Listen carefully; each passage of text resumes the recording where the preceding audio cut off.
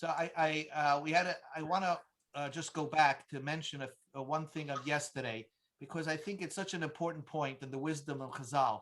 Uh, if you caught it, if you didn't catch it, the Chazal were telling you yesterday in the Gemara that some things are counterintuitive. You would think, for example, a sunny day is much worse as far as safety is concerned than a cloudy day. And the Gemara says just the opposite, that a cloudy day is much worse than a sunny day, because the power of the sun breaking through the spaces of the clouds is much more intense and much more dangerous. And then the Gemara said just a thought about society. The Chazal of Daf Chav Tes said, Hirhure Avera Koshem Avera, which means, excuse me, but it's basically saying pornography is worse than the act itself. Not because the Avera, obviously it's the Avera, the act itself is the big Avera, but Hirhure Avera, he says, is much more damaging to the body than the act itself. Look at Rashi. Tavas Noshim, Koshim Lahachish Espesore, Yoise Begufei Shel Maisa.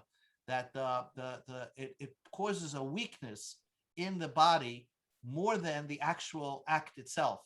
And this is the ED, that they're saying, the breakdown of society. And here you have the Chazal saying this in the Gemara and Masechta Yoma. I find that fascinating. Okay, just a couple of pictures just to make things clear. Yesterday we discussed what a mincha was. So just want to show you what a mincha. Let me just make it a little smaller here. So just to see the picture, when a person brought a mincha, he gave it to the Kohen. The Kohen brought it to the Mizbeach, and then he did this kamitza. You see that over here, the kamitza, and put it in a saucer. Okay, and then he took some of the frankincense of that mincha and put it also in the saucer, and then eventually took this saucer and threw it onto the Mizbeach. What the Gemara was dealing with yesterday is, if you did this at night, what's the problem? If you did this at night at a time that you're not supposed to do it, just take it out of the saucer and put it back into the bowl. That's the Gemara's question over here. You see, unlike, let's say, Malika, which was a way to slaughter a bird, this was Malika. We're going to see this in the Gemara. Sorry, just wanted to have a good picture of a Malika over here. You see the way they used to shech the bird. I'm sorry. Right over here. If you killed, let's say a woman brought a bird for a carbon. So if you killed the bird at 4 a.m. and it's before daylight, so I guess you can't bring the bird back to life. But the question was, what's wrong with the mincha? Just because you put it into that saucer at nighttime, just take it out of the saucer and redo it again during the daytime. And the Gemara said that at nighttime it has a certain kedusha to it, even though you can't put it on the mizbeach, but it still has a kedusha. And once you did that by the mincha, you can't take it back. Okay, that was yesterday's Gemara. I just wanted to make sure that that's clear. The next thing I want to talk about is that what we're going to learn today. This is a picture of Kiddush Yadayim Raglaim. This is how they washed their hands and feet prior to doing this service. And then here we're going to see they had a mikveh where on top of a building, a Kohen Gadol would go to the mikveh, which we're going to see more about that later today, where he would go to the mikveh, and it was basically a public mikveh. Everybody could look in. So all the kahanim would put a sheet around, carry a sheet to block the view from the crowd, from seeing the Kohen Gadol undress and go into the mikveh.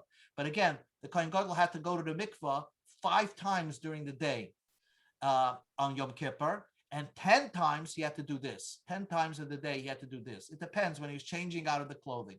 We're going to learn all that throughout the Gemara and the Masechta today. But we're starting from Daf Chav Tes Amud Sheni, 3 lines from the bottom. Another fascinating Gemara over here. The Mishnah said, Zeha Klal Hoya B'Migdash. This was the rule in the Migdash, that if you had a bowel movement, let's say a regular kohen, in the middle of the day, you had a bowel movement, you had to go back into the mikvah in order to continue doing the service. But if you urinated, you have to do kiddush yadayim raglayim. You have to wash your feet and hands. So if you urinate, you have to wash your feet and hands. So the Gemara doesn't understand. Bishlam raglayim, I understand that if you have to wash your feet off if you urinate, because there's drops of urine on your feet. So that's not respectful. El yadayim, your hands, matama. What's the reason why you have to wash your hands after you urinate? It's a very good question. Amar Rav Abba, so Rav Abba said, Zoyse Meres, from here you see, let's go on Lamed Aleph Vav, mitzvah l'shavsheis, that after a person urinates, it's a mitzvah to take your hand and wipe the urine off your body. And you have to do it with your hands. Now Rashi explains why. Because if someone sees you with urine, a fascinating reading, someone sees you with urine on your feet, they think that your organ, your male organ, is dismembered. And therefore, and so what? They're going to think that all your children are not your children. Your wife had relations with someone not you, and your children are mamzerim. So in order to prevent people from schmoozing about you, you gotta wipe the urine off your feet. Very fascinating. And not only that, it's a mitzvah l'shavsheis. I will point out to you that, which is not the Tosfos Yishanim said that from here you learn that if you urinate, there's no Indian to wash your hands. If you don't do the shifshuf, if you do, like nowadays, we go to a urinal and that's how we do it. So there would be no Indian to wash your hands after you urinate nowadays, and certainly not to make a bracha natil sidayim. And then he says, and then look at this over here at the afila ashiyotza lahoyer Rabbeinu Meir Rogel Levarach. Rabbeinu Meir, one of the Tosfos, would never make an ashiyotza just from urinating, only if he had a bowel movement, but not urination. But I guess today, obviously, we don't paskin like that. But just to see that shita from this Gemara. Gemara continues, Messiah Leila Rabami. This is a proof to what Rabami said. The Amar Rabami, also la'adam sheyetze b'nitzoyse sha'al gabe raglav. A man is not allowed to go with urine on his feet. He looks like his male organ is dismembered. And you're going to bring a rumor on your children that they are mamzerim. So therefore, there's a mitzvah to wash off the urine off your feet. And that's why you had to do Kiddush Yadayim Raglayim. New Gemara, Amar Rapapa. Rapapa said, Tsoya bim koima. If you have excrement in the place, in other words, it's somewhere in the rectum, so then also likrois krishma, one is not permitted to read the krishma. So the Gemara doesn't understand that. Hey chedami, where's this excrement? Idiniris, if it's actually it came out of the body and it's on the body, pshita, certainly you can't read krishma. You have excrement there, and it says v'hoya machanecha kadosh, and therefore you're not simple. You certainly can't read the krishma. Either loiniris, if it's inside you. I love this expression. Just because you feel like you have to go to the bathroom, nobody's an angel, and therefore it's not outside the body. So why can't they read the krishma? So what did Rav Papa said? If tzoy is by your rectum, you're not allowed to read the krishma. So the Gemara says loy tzricha. Rav Papa's idea was not a chiddush. Only he had to tell you this. It depends. If the excrement is in a place, the yoshev, if you would sit down where your behind spreads, therefore veneris, you could see the excrement. But if you would be standing, the ainaneris, it would not be able to be seen. So it's in between location. So the chiddush Rav Papa is that even though when you stand you can't see it, the fact is if you would sit down, it would be able to be seen. Therefore, you're not allowed to read the krishma. So the Gemara doesn't understand this question. Maishna, what is this any different? Mitzoya al basarai. When you have actual excrement on your skin, let's say you have excrement on your feet and it's covered by your pants, and there the itma we learned soya al basari. You have excrement on your body. Let's say it's on your thigh. Okay.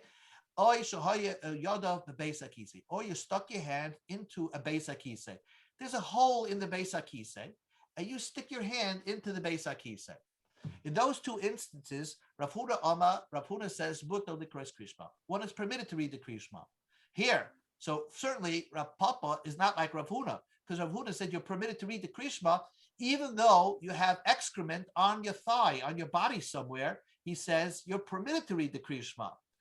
And Rav Chizda also likros Kriya Shema, and Rav Chizda did not permit you to read the Kriya Shema. Now, the reason why Rav Chizda did not allow you to read the Kriya Shema is because when it's on your body, you see, Rav Huna said the only thing that needs to be clean when you're reading the Kriya Shema is your mouth and throat and your nose. That's all has to be clean, because it says Kol Hanashama Ta'alukah. My wherever I breathe, it's going to praise God. That has to be super clean. Rav Chizda learned that your whole entire body has to be super clean. And therefore, if there's excrement on your body, although it's covered, you're not permitted to read the Kriya Shema. But Rav Chizda only said that if it's actually on your body proper, not if it's near your rectum where it cannot be seen, so to speak. It's not really considered on your body. So Rav Papa, who said Soyabim Koima, you're not allowed to read the Kriya Shema, is not like Rav Huna, certainly, and not even like Rav Chizda, because who only asked it to read Kriya Shema only if the excrement is actually on your body, not stuck somewhere by the rectum. And for the Gemara, there's a big difference.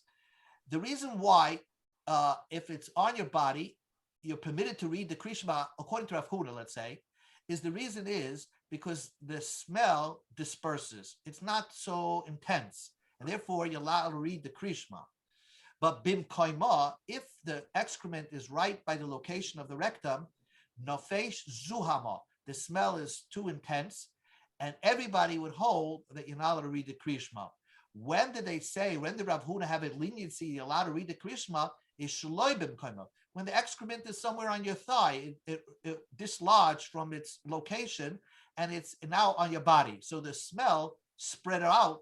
So loy nafesh zuhuma, it's not that intense, and you're permitted to read the Kriya Shema. Fascinating.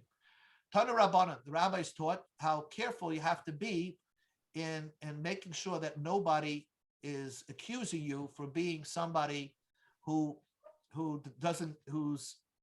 not careful in cleaning himself. Tana Rabbana, halacha ba'su'uda. There's a rule regarding eating a meal, and you're eating a meal with people. So odan yoitz lahashtamayim, if someone goes to urinate, so then noitel yodav achas v'nichnas, he just washes the one hand and goes in. In other words, the one hand that he wiped off the urine from his body, and then he can continue eating. The diberim chaveiroi v'hiflik, but let's say he spoke with his friend and had a nice long schmooze with his friend. He walked out of the meal and spent 1 or 2 hours outside the meal. When he comes back to join the group to eat, noitel shtei yodav v'nichnas, he has to wash both hands, because your hands may have touched something dirty, and then you can continue eating the meal. When you're washing your hands, don't wash it outside the meal, let's say out in the hallway, and then come back to the meal. People are going to think, they're going to accuse you of not washing your hands, so therefore make sure you wash your hands in front of everybody, and everybody can see you washing your hands. Rather, after you urinate, go back to the place where you sat and sit down. And you wash 2 hands in case you were schmoozing, or 1 hand in case you were urinating. And then pass the washing bowl to other guests as maybe you need to wash your hands. In other words, make a commotion that you just washed your hands, so that everybody can see that you're very careful not to eat food with your hands not washed after you just urinated. Amar Rav Chizda said, when do you have to, allay everybody's fears that you're not washing your hands after you're urinating? If you're going to urinate. Pardon me. If you're coming back to drink a wine, in those days, after the meal, for dessert, they would sit around with a glass of wine, a glass of tea, whatever it is. So if all you're coming back is to have a drink with the group, then you should wash your hands in front of the group, because maybe, the people will, reach in and grab some pretzels or food. Your intention was not to only drink, but eventually you might come to eat again. And people will assume that you didn't wash your hands because you thought you're only going to drink. And therefore you urinated. You didn't wash your hands because you thought you're going to come back to have a drink with the guys. And therefore you should make sure to wash your hands in front of everybody, to show everybody that you wash your hands after you urinate. But if everybody's still in the middle of the meal and you just went out to urinate, then you don't have to wash your hands in front of everybody, because nobody's going to assume that you're going to continue eating without washing your hands. You could wash your hands in the hallway and then come back to eat. The idea, everybody knows that you're just, you're finicky in the mind. In other words, you're not that crude not to wash your hands after and then come to eat. You might not wash your hands if you come to drink, but certainly if you're coming to eat food, in those days they used to eat without utensils, certainly nobody's going to assume that you didn't wash your hands after urinating. Amar Nachman bar Yitzchak, Nachman Yitzchak said, no, regarding me, everybody knows how careful I am in cleanliness.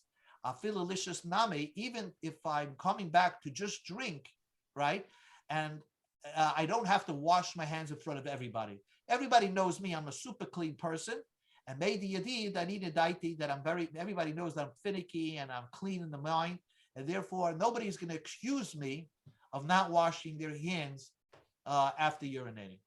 Obviously, this doesn't apply Bisman Azeh because in our bathrooms, we always have sinks in there. So we assume that everybody washes their hands.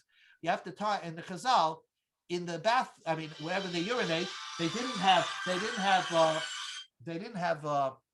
a sink, so wherever they wash their hands. So therefore, that's why this was brought up in Chazal. Okay, Zok the Mishnah. Here we go. Ein Adam, this is back into Kohen Gadol stuff. Ein Adam nichnas la'avoda afilu tar. A man is not allowed to go into the base of Mikdash, a Kohen probably, to do the service, or for that matter, anything. Afilu tar, even if he's totally clean, until he goes to the mikvah. So this is a very interesting thing. We're accustomed to assume that you only go to the mikvah if you're tamei. If you're not tamei, what's the point of going to a mikvah? But the Mishnah says that even if you know for a fact, the Kohen knows for a fact that he's tahar, he's not allowed to go into the Beis HaMikdash until he goes to the mikvah. Now, why is that? So we're going to learn about that in the Gemara. It's similar that, for doing Dvarim Shebekadusha, we go to the mikvah, even not for Tumah.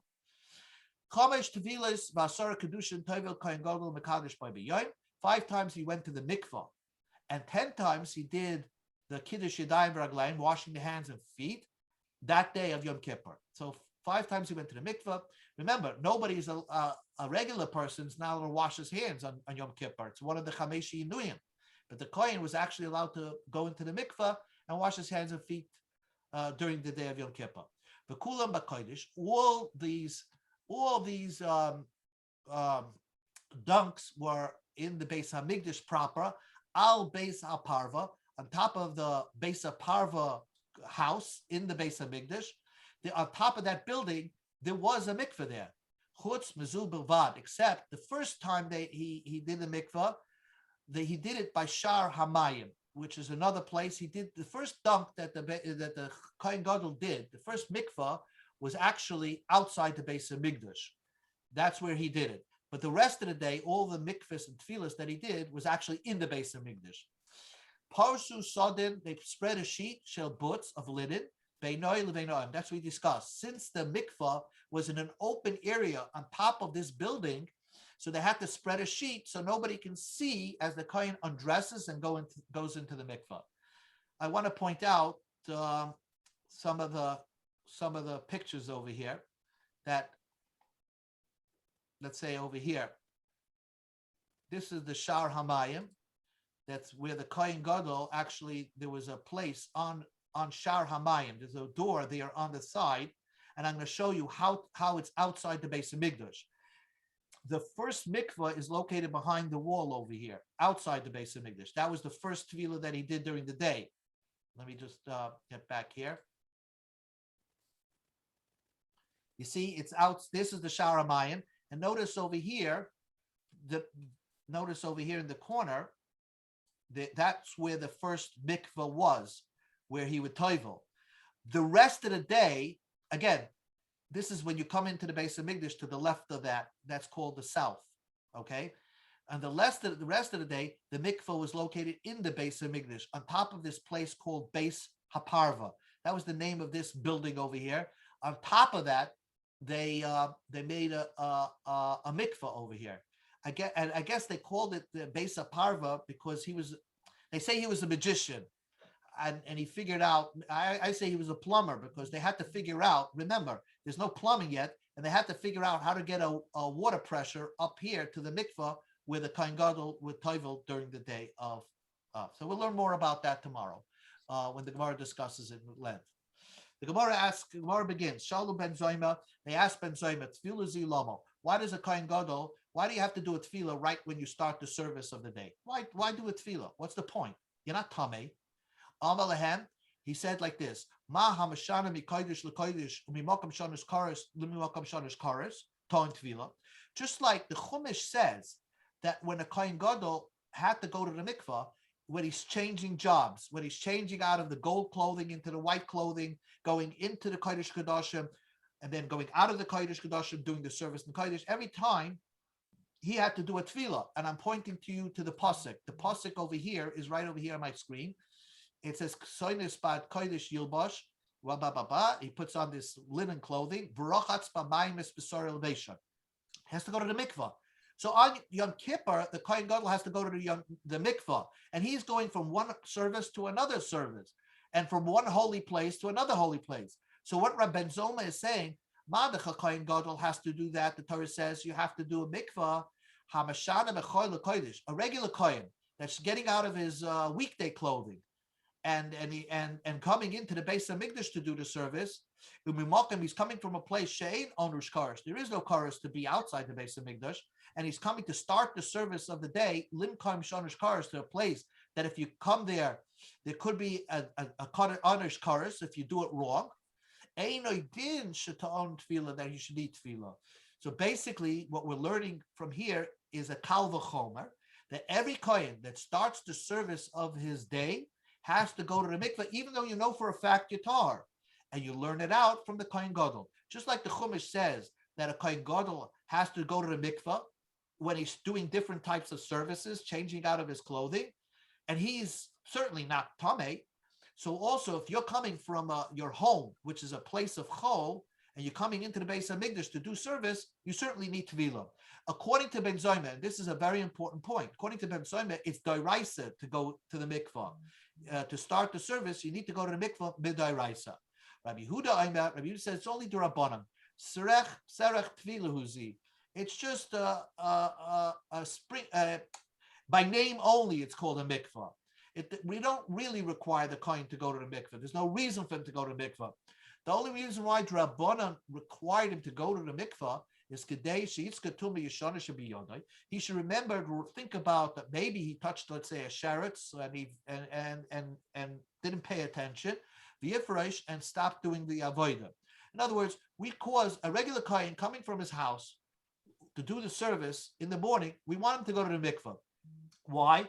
Because he might think he's tar, but when we ask him to go to the mikveh, he might remind himself, hey, I touched the tumah. I really shouldn't do the service today. So the whole inyan, the whole idea of making a kohen go to the mikveh when he starts the service, according to Rabbi Yehuda, is only D'Rabbanan. According to Ben Zoma, it's actual daraisa because you learned it from a kal v'chomer, from a kohen gadol. So the Gemara says, "B'mai kami palgi." What would be the ramifications of this machlokes? So we go to Lamed Amavez. So first, the Gemara says, "Ba'chule avoda kami palgi." Can we nullify or make the service that he does invalid? That's the argument. If he didn't go to mikveh, if he did not go to the mikveh, is the service invalid? Ben Zoyma, according to Ben Zoyma, who says it's minatori, you have to go to a mikvah, meichel avodah. You make the service invalid if you don't go to the mikvah. Rabbi Yehuda, loy meichel avodah. According to Rabbi Yehuda, the service is not invalid because the whole inyan to go to the mikvah was only D'Rabbanan. So the Gemara challenges that. Hold it. Will the Ben Zoyma be meichel? Even according to Ben Zoyma, if a kohen did not go to the mikvah prior to starting the service, as long as he's not tamei, is the service invalid? Well, Tanya, we learned in the Brisa, Kohen Gadol, Shaloi Tavel, even the Kohen Gadol himself, let alone a regular Kohen, that did not go to the mikvah.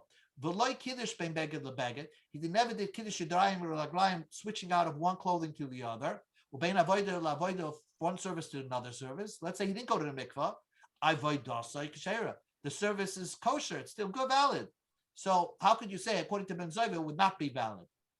But if the only thing is Echa Kohen Gadol, the Echa Kohen Hedyot, whether you're a Kohen Gadol or whether you're a Kohen Hedyot, Shloi Kiddush Yodav Ragla Shachris, if you didn't do one time Kiddush Yadayim Raglayim in the morning, Va'avid Avoid, and then you do the service, then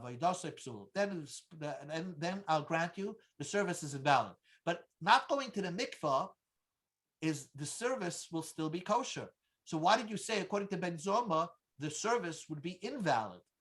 And for the Gemara, okay, that what is the argument? What is the ramification between the machloikis between Ben Zoma and Rabbi Yehuda, whether it's doraisa to go to the mikvah or drabanan? Do you get a mitzvah asay, a positive commandment? Do you get a doraisa positive commandment? Ben Zoma, according to Ben Zoma, since he learns it out from a Kal V'chom and a Torah derivation to go to the mikvah, you get a mitzvah asay. The Rabbi Yehuda, you don't get a mitzvah asay. If you go to the mikvah, it's only drabanan. So now the Gemara asks a question. According to Rabbi Yehuda, you have to go to the mikvah midrabanan. So the Gemara asks, "Umi misne Rabbi Yehuda haisvara." Does Rabbi Yehuda require every Jew, every kohen, before he starts the service, to go to the mikvah? What Tanya we learned in the Brisa, Mitzaira Toivel v'Oimed b'Shar Niknar. A Mitzaira, at the end of his Tahara service, he goes to the mikvah and he stands in Shar Niknar. Let's just see what we're talking about over here. Let's see. Okay. Oh, sorry. I'm going to get it right here. This is it. This is called the Lishkas HaMetzoraim. A Metzora, after he does his purification. Remember, the Tzora was outside the Beis HaMikdash. Was outside, he was somewhere out of Yerushalayim. Then, when his Metzora, his leprosy goes away, there's a whole purification process with birds outside, where he lived. Then we bring him into Yerushalayim, where he could be together with people, but he's still an avatuma. He can't be with his wife. He's not allowed to have relations with his wife. Then the Torah writes, let's just see it inside the Pasuk. The Pasuk writes, on the seventh day that he's, let's say, back with people, he takes a complete haircut with a razor blade. Every hair has to be off his body. Then he washes his clothing, and that means he puts his clothing in the mikvah, and he himself, on the seventh day, he goes to the mikvah. On the eighth day, look what it says, then he brings karbanos, 2 sheep and 2 male sheep for shlamim and 1 female sheep, whatever. Now, the chumash, you can't, a mitzayra, until those offerings are offered, he cannot go into the Beis HaMikdash proper. He could only be in this building over here at the corner. And actually, the kohen had to bring some of the animals to him to press his hands on the animal, and some of the blood had to be, sprayed on his earlobe and his thumbs and foot. So that's the mitzora. So now let's get back into the Gemara. The Brisa says mitzora toivel. Mitzora goes to the mikvah even on the 8th day when he's coming to the Beis HaMikdash. Even though the night before he already went to the mikvah, he goes to the mikvah and he stands by Shar Niknar, right next to those big opening doors into the Azara, right where I showed you. Rabbi Yehuda says, he does not need tevilah to come into the Beis HaMikdash,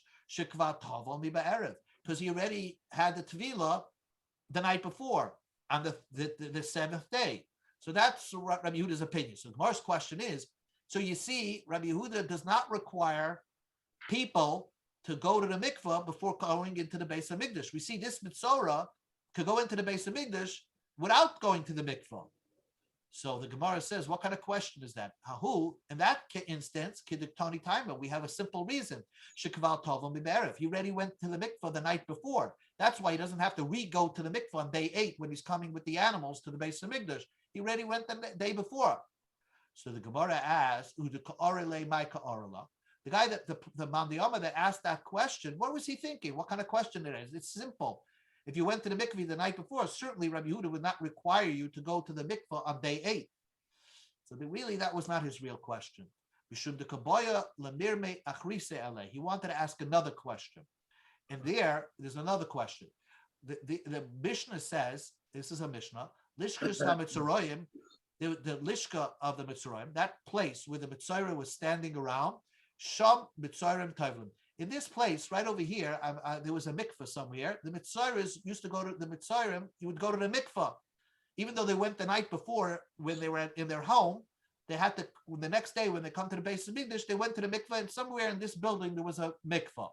Says Rabbi Yehuda, Loi Mitzrayim, Rabbi Yehuda, Loi Mitzrayim Belvad Omru, not only Mitzrayim had to go to the mikveh there, Elakol Adam, every person that wanted to enter the base of Mikdash went to the mikveh there. There was like a great mikveh there. So you see that Rabbi Yehuda said that a Mitzrayim does have to go to the mikveh. And in the previous case, Rabbi Yehuda said, Ein etzarech tefillah, a Mitzrayim does not have to go to the mikveh. So the person that asked this question is trying to resolve a contradiction, Rabbi Yehuda to Rabbi Yehuda. In the first brisa, the Rabbi Yehuda says a Mitzrayim does not need tefillah because he went to the mikveh the day before. And in the second brisa, it says the Mitzrayim needs tefillah.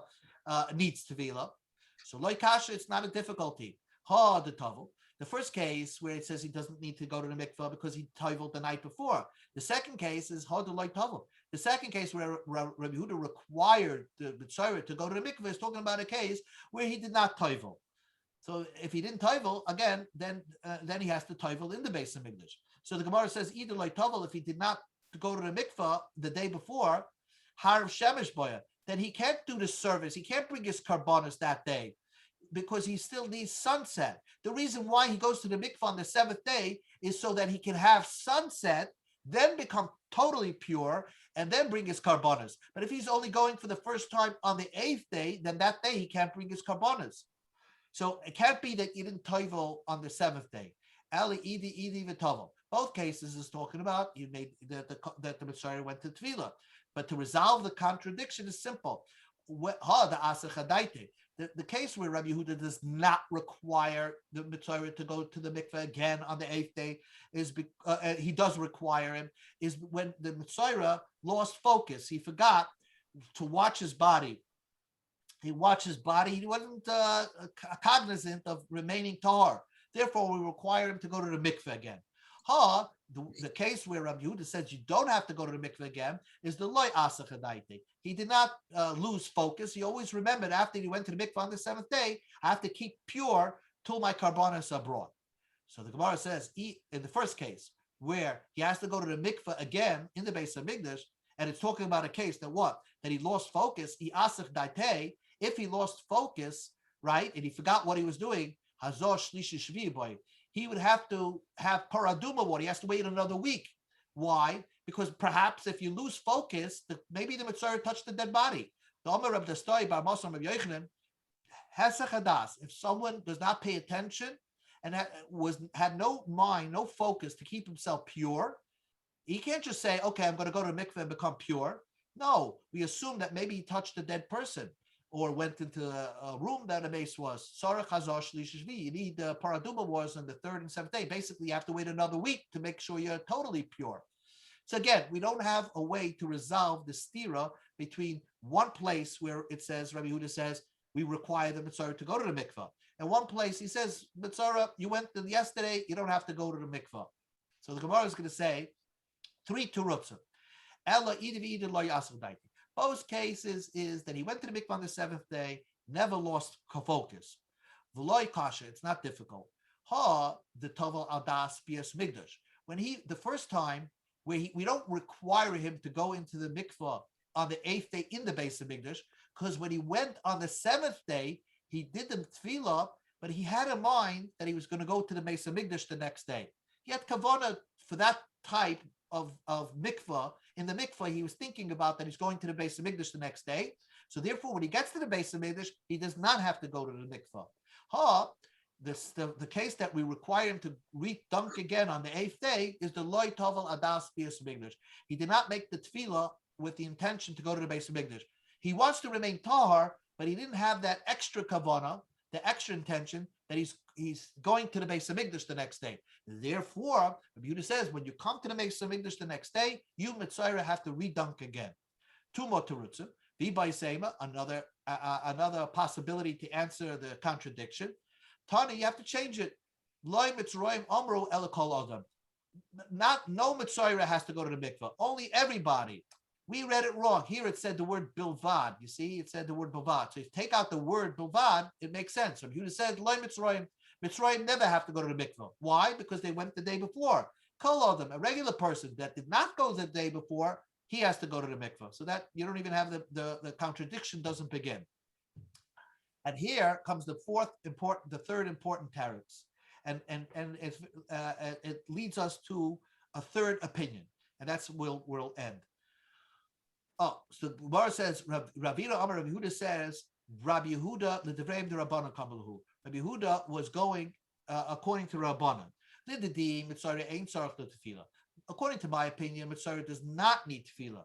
Lididchu, but according to you, because he went yesterday before. But you Rabbanan lidchu, ideally easy mias the loy Mitzvah bavad amru el koldam. Wouldn't you agree with me that every person, not only Mitzvah has to go, but every person has to go to the mikvah?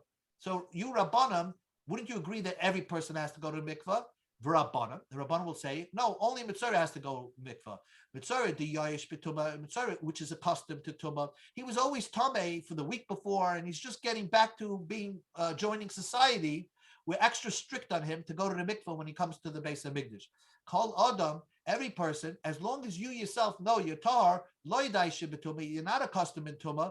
So since you're not accustomed touching Tumah, therefore, you don't have to go to the mikvah. So I want to point out to you, we have now three opinions over here. Ben Zoma says the reason any person that comes to the Beis Hamikdash, you have to go a Kohen or Yisrael, you have to go to the mikvah midai raisa. Rabbi Yehuda says no, it's only a Rabbanan. Everybody midrabbanan goes to the mikvah to remind yourself, to bring you into that state of mind, to remind you that maybe you touched tumah, so you'll start thinking about that perhaps you touched tumah. And then there's this opinion Rabbanan. Rabbanan in the Brisa, in the Mishnah, they hold that only a Mitzayra needs to go to the mikveh. Every person can walk into the Beis Hamikdash without going to the mikveh, as long as you know you're not Tameh. And that's the Rabbanan over here. That's the Rabbanan in this Brisa. One more question. Amalei Abayel Rav Yosef, name a Rabbanan the Pliga Reder Yehuda Keben Zoymes Virulei, Bahai the Ketzari Mitzayra Le Diacha Koichad Rav Yehuda, Ideal Meshana Mitzayra the Dayish Betuma. So what he's asking over here is in the first brisa, this brisa that says Mitzorah Toivel v'Oimed b'Shar Niknor, this Rabbanan, what's their opinion? Why do they say the Mitzorah has to go to mikvah? Do they hold like Ben Zoma that every person needs to go to the mikvah when they're first entering the Beis Hamikdash, or are they the type that hold only a Mitzorah needs to go to the mikvah because the Mitzorah was touching Tumah the whole time prior to him while he was a Mitzorah? Therefore, he's not aware of Tumah, and therefore we require him extra stringency to go to the mikvah, but not everybody else. So what is the opinion of this Rabbanan? So the Gemara says, Abaya answered, Amalei, Rav Yosef answered Abaya, Shana Mitzorah the Dayish B'Tumah.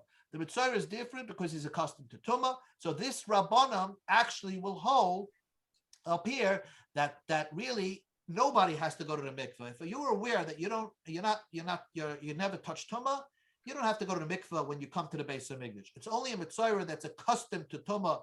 He has to go to the mikveh. He's the separate to the rule. Rabbi Yehuda will hold that everybody has to go to the mikveh, and Ben Zoma will hold it's much even stricter than that. Everybody has to go to the mikveh midai raisa.